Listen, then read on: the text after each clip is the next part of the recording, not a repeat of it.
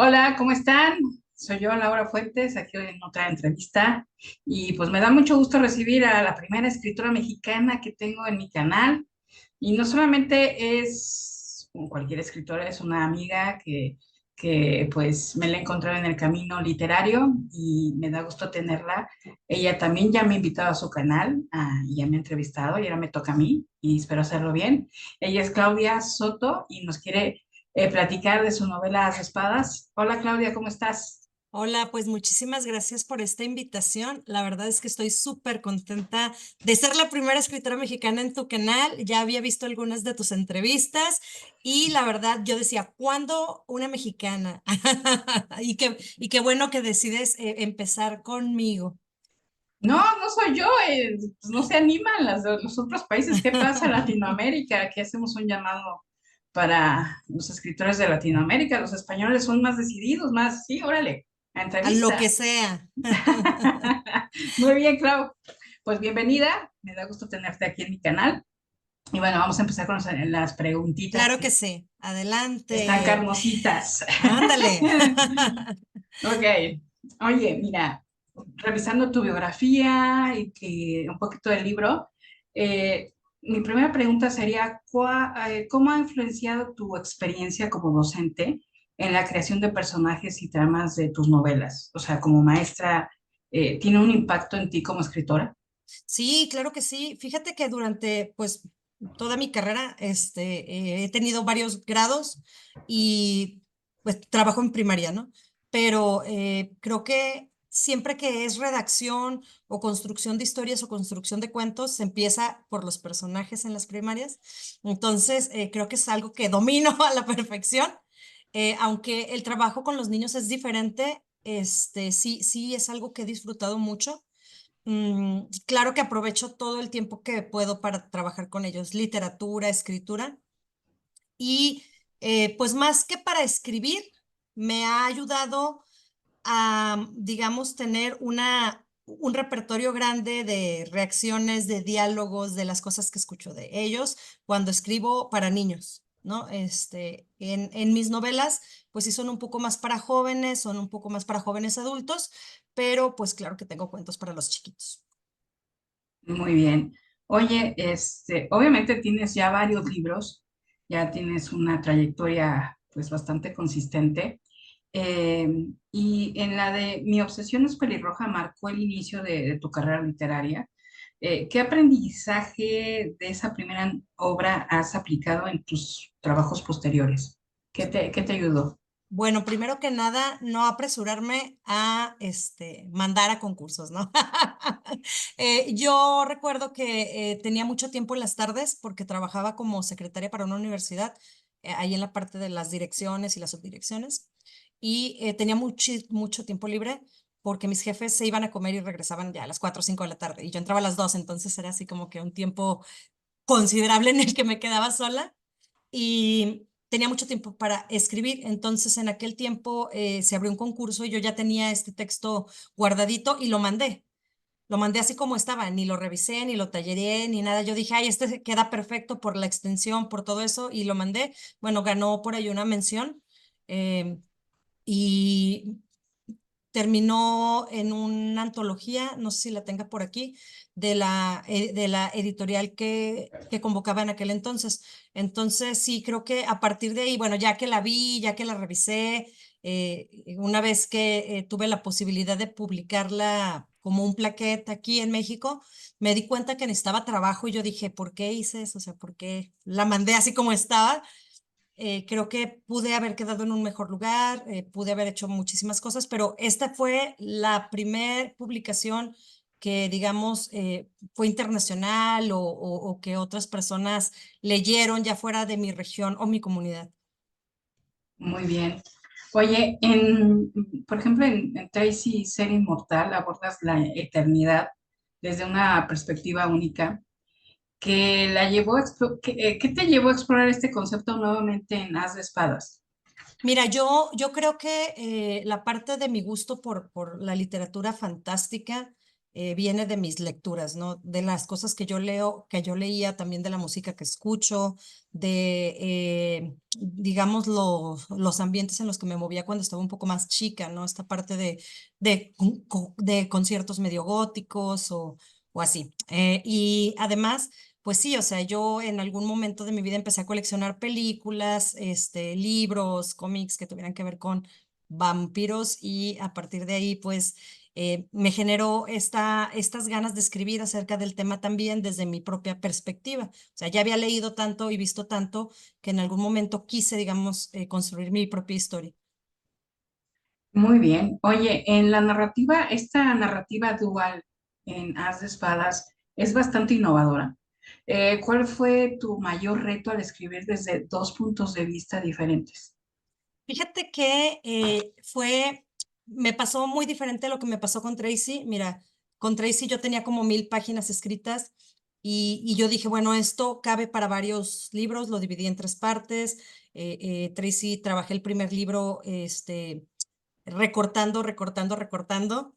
El segundo libro reescribí toda la parte que seguía y bueno, el tercero todavía está ahí en trabajo, pero cuando escribías de espadas tenía la idea de que querías escribir una novela corta, una novela breve, algo que se leyera rápido y mm, terminé primero toda la parte de la voz de mi protagonista que es Julie.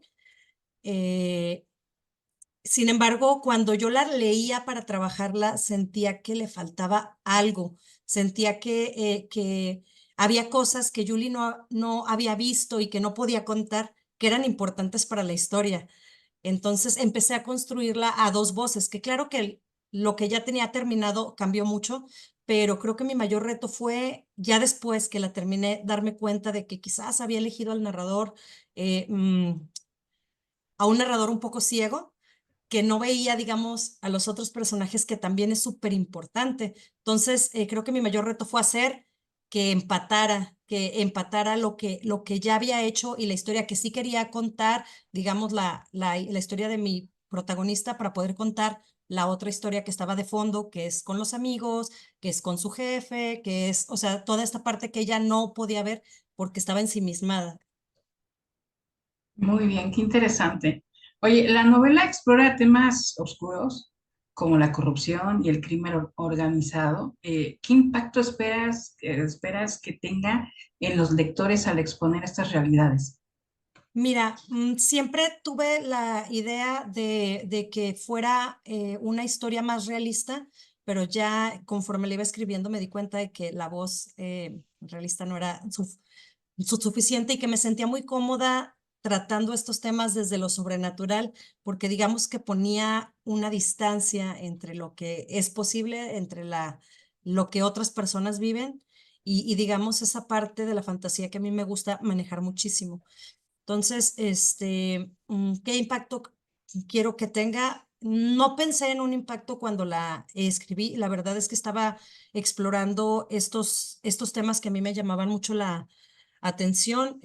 Tengo muchísima investigación que planeo, digamos, poner en otros espacios, en otras novelas o cuentos, pero aquí me limité, digamos, a esta parte de las personas que se ven obligadas a trabajar para el crimen desde la perspectiva sobrenatural. Entonces creo que más que querer que tenga un impacto, me gustaría que se diera esta reflexión, ¿no? Sobre cómo, bueno, algo que he estado pensando mucho después de que la terminé y la releí, es que las mujeres viven cosas terribles y se ven obligadas a seguir adelante siempre. Y yo creo que mucho de lo que expresa el protagonista desde la primera persona son cosas que se dice a sí misma para poder continuar. Muy interesante. Oye, los vampiros en tu novela son una metáfora del poder. ¿Por qué elegiste esta figura sobrenatural para representar este concepto? Fíjate que desde hace mucho tiempo, bueno, explorando lo que son los vampiros en la historia de la literatura, siempre han tenido esto de esta parte de lo prohibido, son una representación o el símbolo del mal. Entonces creo que tiene que ver con eso que haya decidido que fuera así. Em, además de que me gustan muchísimo, ¿no? Tanto el monstruo clásico como, digamos, la criatura sobrenatural actual, que ya se ve más humanizada, es algo que he decidido pues ir explorando. Cada vez que escribo algo que tiene que ver con los vampiros, repienso esta parte, tomo decisiones de qué voy a retomar del monstruo clásico y qué trato de agregarle yo a esta figura.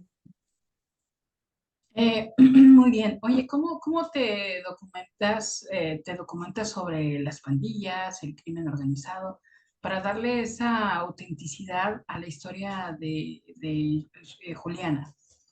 Pues fíjate que mucho fue investigación empírica, hice algunas preguntas, trabajo yo en un contexto difícil, antes la situación estaba peor, creo que coincidiría, yo podría coincidir con muchas personas aquí en México al decir que perdimos gente, cuando el crimen estaba muy fuerte en nuestras ciudades, o que era más evidente, o que estaban más expuestos, no sé cómo podríamos ahí expresarlo de tal manera que no se malentienda, pero creo que todos conocimos a alguien que terminó trabajando para donde no quería o donde lo obligaron, ¿no? Y gente que desapareció o gente que se fue o gente que tuvo que huir porque o estaban perseguidos o etcétera, ¿no? Gente que cerró sus negocios. Entonces, toda esta parte creo que es una realidad que vivimos de alguna manera muy de cerca muchas personas. Pero pues además de eso, creo que las noticias nos ayudan mucho también. Bombardean demasiado, diría Bombardean, yo. bombardean.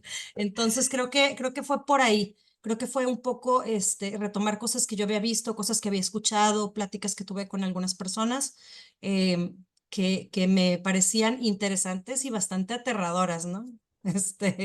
Y tú dices, bueno, pasa, estas cosas son algo que ocurre. Oye, en tu novela La lealtad, la amistad son temas prominentes en esta novela. ¿Cómo se relacionan estos valores con las tribus urbanas que retratas, no? Bueno, no puedo hablar por todas, pero No, digamos pero por las que... que, sí, sí, claro, o sea, pero digamos que desde mi círculo cercano es algo que valoramos mucho.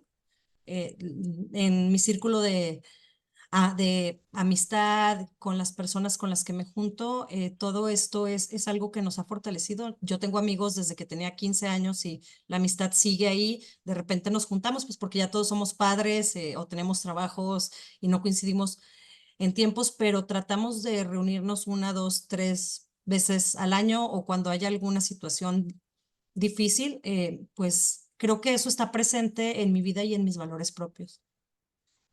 Ok, oye, ¿qué mensaje central deseas transmitir a través de la transformación que tiene tu protagonista de humana a vampiro? Creo que hay momentos en nuestra vida que nos hacen cambiar, que nos hacen o que nos obligan a actuar de ciertas maneras y sin embargo nos mantenemos o mantenemos una parte de nosotros, ¿no? Yo, no sé, soy maestra desde hace muchísimos años. Empecé a trabajar desde los 18 como maestra de inglés, entonces además de ser docente, pues trabajé también con niños desde mucho antes y a pesar de que yo tenía que tener cierta postura, yo tenía que tener cierta presencia, yo tenía que mostrar, digamos, ser alguien, había cosas de mí que no desaparecían por haber cambiado de círculo o por haber empezado, digamos, una vida laboral. Y creo que eso es más o menos lo que trato, que hay una parte de nosotros que no importa dónde estemos o a dónde vayamos, prevalece. Ok, muy bien. Oye,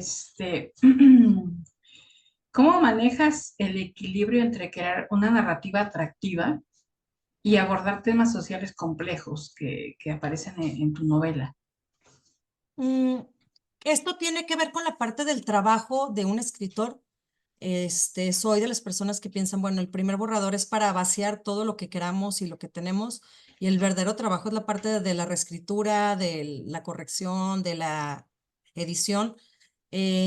Y yo creo que, bueno, a veces el tema está ahí y créeme, he tenido que reescribir capítulos enteros, cambiarles de voz, de perspectiva, pues buscar otras maneras de contar las cosas, porque al final de cuentas la idea ya está ahí y cuando me parece buena busco la forma de que no aburra o de que no sea poco atractiva para la gente que la lee. Creo que tiene que ver con esa parte de el trabajo del escritor, de estar releyendo hasta que nos convenzamos también a nosotros mismos de que fue la mejor manera. Ok, muy bien.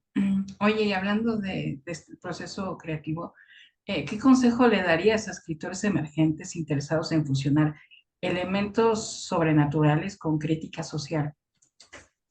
Bueno, primero hay que pensar en que el mundo que vamos a construir, si van a escribir fantasía, claro, va a tener elementos de nuestro mundo porque al final de cuentas escribimos a través de las cosas que conocemos y ya cuando tengamos claro cuáles son las reglas de ese mundo, ahora sí vamos a poder, digamos, movernos y fluctuar.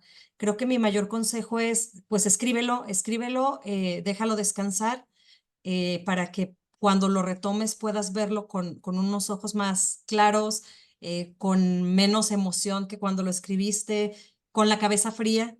Sin ese cariño que le tenemos a nuestros textos cuando recién salen, ¿no?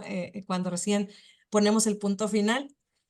Creo que sí, sí es importante que los dejes descansar y que lo retomes, que te asegures de que todo cuadre para ti, que tú estés seguro de que eso es lo que querías decir y luego después permitir que alguien más lo lea, hacerle preguntas sobre lo que tú querías que entendiera y si no, y si él entiende otra cosa o te dice que leyó algo diferente a lo que tú escribiste, bueno, a lo mejor ahí hace falta un trabajo de reescritura o de reenfocar eso que tienes ahí. Ok. Oye, ¿y en qué bueno, en qué se diferencia el proceso creativo al escribir para revistas en comparación con la novela? Como revistas, como artículos. Ajá, sí, sí, sí. Creo que todo tiene que ver con el lenguaje que utilizamos, el lenguaje literario o buscar una manera creativa de contar las cosas. La novela es un trabajo exhaustivo, la verdad sí, o sea, sí, yo sé que el cuento es muy difícil, yo sé, o sea, porque también escribo cuento, pero la novela es algo de largo aliento, es muy demandante, le tienes que dedicar muchísimas horas. No puedes, digamos, interrumpir el proceso de creación de una novela después de 2 meses de estarla trabajando y a escribir un cuento. Normalmente o no sale el cuento o pierdes el ritmo de la escritura que llevas en la novela. Sí es diferente porque, digamos, un artículo para una revista lo puedes sacar en una tarde y luego lo revisas, pero una novela te requiere muchísimos días, muchísimas semanas, muchísimos meses a veces. Entonces sí, creo Muy que bien. tiene que ver con la dedicación que tienes que ponerle. Ok, y hablando de otros, bueno, respecto a tu experiencia, eh, me brincó ahí un cuestionamiento. Con tu experiencia en antologías y proyectos editoriales colaborativos, ¿cómo ves el futuro de la escritura colectiva? Bueno, te voy a ser muy honesta. En este momento creo, tengo la convicción de que el futuro pues va a estar en el trabajo independiente. Eh, Tenemos muchísimas herramientas en la actualidad para llegar a los lectores que queremos llegar. Entonces, el trabajo de las editoriales se va volviendo cada vez más difícil para nosotros los escritores que antes era una herramienta o una ayuda, digamos, para alcanzar lectores, ahora pareciera que es un muro. Es un muro, ¿no? Entregarle tu novela a alguien y tener la esperanza de que la muevan o estar esperando a que ellos te hagan el trabajo de difusión, un trabajo de difusión apropiado. Está bien. Yo no voy a decir que las grandes editoriales no lo hacen, porque pues sí lo hacen, pero llegar a las grandes editoriales es difícil. Entonces, creo que los trabajos colectivos pues pueden salir desde los propios autores, no sé, si son 10 personas las que integran una colección, de cuentos, impulsas mucho más trabajando por tu cuenta con ese equipo que ya tienes, que digamos con una editorial nacional o con una editorial regional, que son pequeñas y que a lo mejor su alcance está más limitado al que tú como autor podrías tener. No sé Bien, si ya la está regué perfecto. en algo. No, No, o sea, bueno, no, está porque muy bien. o sea, porque yo como escritora tengo la esperanza de en algún momento brincar a las grandes editoriales. O sea, eso es algo que todos queremos. Pero ya una vez que conoces gente que está dentro, te das cuenta de que al final el trabajo de difusión, de promoción, de moverte, de buscar y conseguir espacios, sigue siendo tuyo, independientemente de dónde hayas publicado, editoriales grandes, chiquitas. Si quieres vender, tienes que promoverte tú como autor. Muy cierto, y estoy totalmente de acuerdo con tu opinión. Y bueno, y hablando un poquito más, volviendo un poquito más a la novela, eh, ¿qué desafíos enfrentaste al escribir sobre temas tan complejos y oscuros como la trata de personas y la corrupción en este mundo de fantasía, ¿no? Porque equilibrarlo, ¿no? Mira, me pareció importante que esa parte estuviera contada desde la protagonista, que no soy yo, porque a lo mejor yo hubiera podido poner cosas más duras, pero ella viviendo lo que estaba viviendo, tomó la decisión de mirar hacia otro lado en cierto momento y rescatar su vida y sus deseos y su propia iniciativa, preocuparse por sí misma, esta parte de el egoísmo. Y bueno, yo no soy ese tipo de persona y sí fue difícil la parte de cada vez que llegaba a esas escenas, reconectar o tratar de conectar o empatizar con mi personaje me pareció complicado en muchas ocasiones.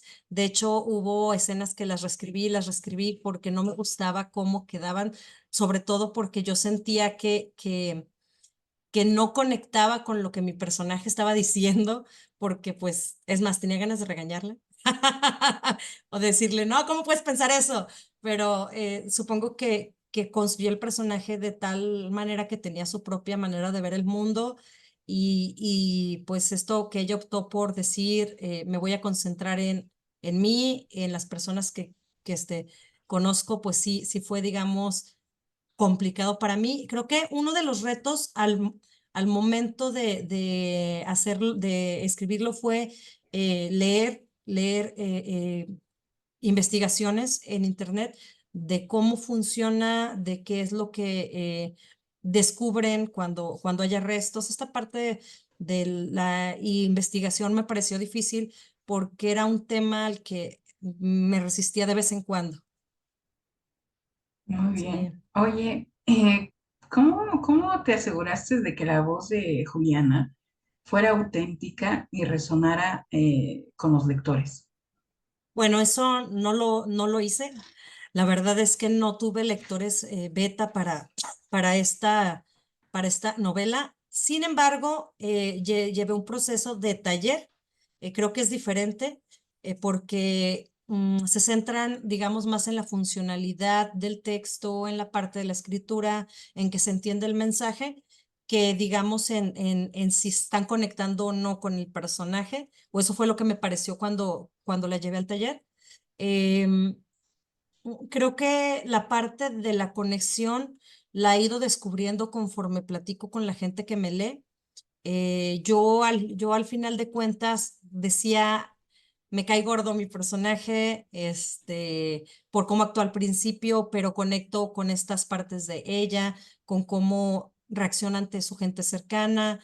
Eh, traté de respetar su parte individual, su parte de ser que yo estaba creando, más que crear un personaje que le cayera bien a los demás.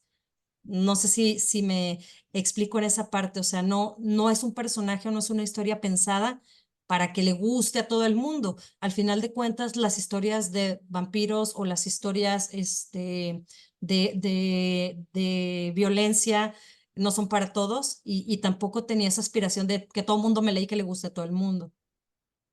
Claro, claro. Oye, ¿cómo ha evolucionado tu escritura desde tu primera publicación hasta esta novela, As de Espadas? ¿Cómo sientes que ha Pues evolucionado? ha evolucionado muchísimo. Creo que antes trataba siempre de imitar a los grandes escritores porque era una voz que les funcionó a ellos, algo que le gustaba a otras personas.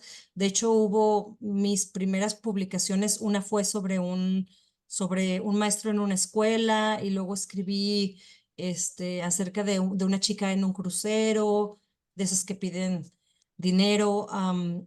Fueron cosas más realistas, de situaciones que me contaban mis alumnos a veces o que yo veía, y lo hacía porque de alguna manera había creído que en alguna clase de literatura alguien me dijo que tenemos una responsabilidad social y que el mensaje y que esto y que el otro, pero me fui dando cuenta de que no, yo no quería escribir eso y mis intereses no iban por ahí. Entonces, de escribir o de tratar de escribir como otras personas lo hacían, creo que fui experimentando y fui descubriendo que la parte de la experimentación pues también es interesante. De hecho, la segunda novela de Tracy, que cuando terminé el borrador me di cuenta de que había explorado de demasiado. eh, Usé muchísimas voces, usé muchas herramientas, para poder contarlo. Creo que conforme voy aprendiendo, conforme voy practicando la escritura, me siento más libre, digamos, de salirme de lo impuesto o de las estructuras tradicionales. Me relajo un poco en cuanto a la construcción de historia, porque al final de cuentas, la escritura es comunicación y creo que cuando tengo algo que comunicar, puedo darme esta oportunidad de que el lenguaje sea un poco más relajado, un poco más directo y no rebuscado o no que tenga una intención altamente literaria, que tenga un montón de metáforas. Creo que eso se da en la pulida y digo, ah, mira, aquí cabe una comparación. Ah, mira, esta parte aquí puedo poner un símil. Ah, en esta parte sonaría bien una aliteración, no sé, algo ya más del lenguaje literario, pero eso lo dejo para la revisión y siempre y cuando sea conveniente.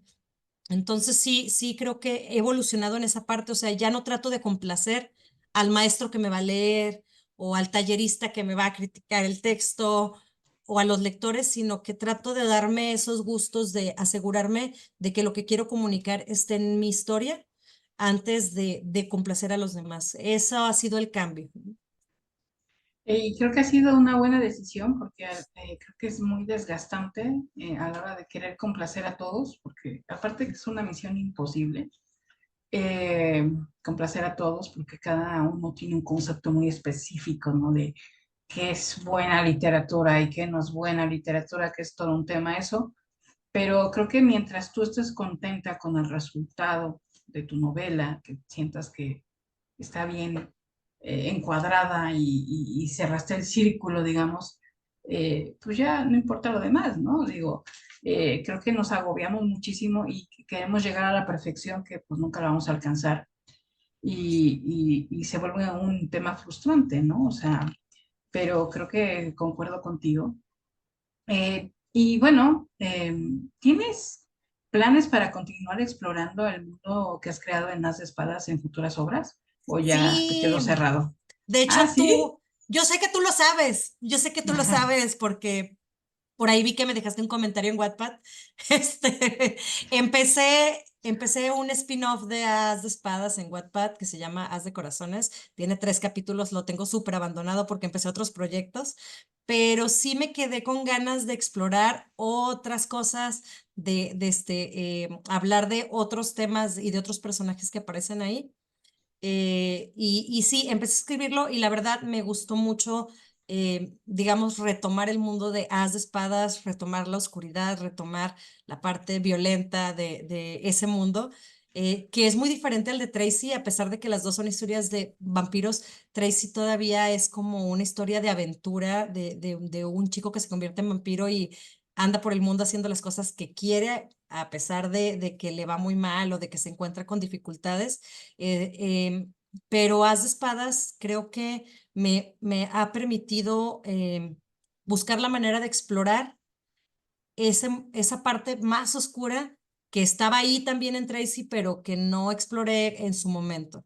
Entonces, sí, tengo por ahí el proyecto de Haz de Corazones que en algún momento va a salir. No va a ser una novela como Haz de Espadas, va a ser algo breve, va a ser como dije, un spin-off, pero ya está en proceso y bueno, está ahí en Wattpad. Muy bien. Oye, ya para acabar en la entrevista, siempre les hago una pregunta extraña a mis Dale. invitados. Y la tuya es, si Haz de Espadas fuera un platillo, ¿qué ingredientes llevaría y a qué sabría? Ándale, me agarraste, no sé, creo que sería un platillo salado como con pasta. Se me ocurre que sería algo así, pasta, roja, salada, ah, con muchas especias. Un Y, espagueti a te- la boloñesa, ¿no? Y con y tendría, carne. y tendría que ser un platillo grande con muchos tenedores para que todo el mundo pueda tomar de ahí, ¿no? Creo que esa es lo que viene a mi mente. Pues muy bien, muy bien. Me llama la atención ese platillo de Haz de Espadas. Suena muy apetecible, Sí. así como la novela. Así que muchas gracias, Clau, por platicarnos de tu novela y tu proceso creativo. Suena muy interesante esta mezcla de realidad con fantasía, que a veces la fantasía suaviza la realidad, ¿no? Que vivimos y te lleva de la mano sin que sea tan brutal, ¿no? Así es. De hecho, hace muy poco leí una noticia sobre una escritora que a mí me gusta mucho. Se llama Mariana Enríquez, seguramente has leído algo de ella. Y en una conferencia que dio ahora que vino a México decía que la realidad no le alcanza para contar la misma realidad y por eso ella trabaja desde la ficción, ¿no? Perdón, desde la fantasía. Y eso fue algo que se me quedó muchísimo cuando leí esa nota porque sí, o sea, cuando yo terminé As de Espadas con una voz totalmente realista, dije, aquí me falta algo, ¿no? Y para poder explorarlo cómodamente, recurrí a la fantasía. Pues muy bien, Claudia, te agradezco muchísimo que estés aquí, que nos hayas dado este espacio para platicar contigo. Y bueno, ¿en dónde pueden encontrar las espadas? Bueno, As de Espadas está en Editorial Carabel, que es mi editorial aquí en México, o a través de mi página en Facebook, en Instagram, en donde ustedes gusten, Claudia M. Soto. También tengo Twitter, pero casi no lo uso. Tengo por ahí, pues, como tú dijiste hace un rato, el canal de YouTube y pueden contactarme en cualquiera de mis redes. Tengo algunos libros disponibles. Si se me acaban, pido más. Entonces, pues, donde ustedes quieran contactarme, con mucho gusto se los mando desde aquí, desde donde vivo. Bueno, muy bien, muchas gracias, Clau. Pues nos despedimos. Muchísimas gracias a las personas que vean esta entrevista. Déjenle mensajitos cariñosos a Clau y nos vemos en la próxima entrevista. Nos vemos. Un Nos beso. vemos. Hasta luego. Muchísimas gracias por esta invitación. Gracias, bye bye. Bye.